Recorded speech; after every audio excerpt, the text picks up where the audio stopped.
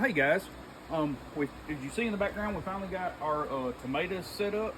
I call it a hydroponic tomato setup, but realistically, this is kind of a hybrid version between, I guess, growing tomatoes and like grow bags and whatnot. But we have basically 3-gallon pots right here. Now, if you'll notice, we do have some. We ran out of 3 gallons, so we had to use some smaller pots towards the end. But it still should work okay. You can see here we got the tomatoes trellised from what you call a J hook. If you'll notice up here. So we got cables running down through this greenhouse and just J hooks attached to them.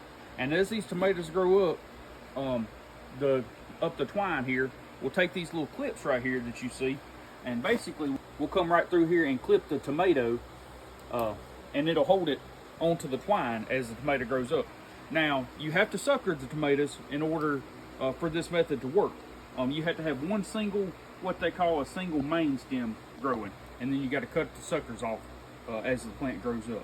So y'all are probably wondering, Farmer Ron, how are you going to water all these tomato plants and keep them fed?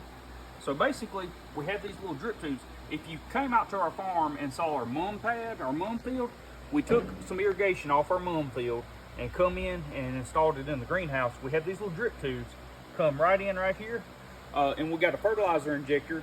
And we'll be able to inject all the nutrients these plants need. Now, our soil that we used is just Pro Mix, which is a peat moss based potting mix, is all it is.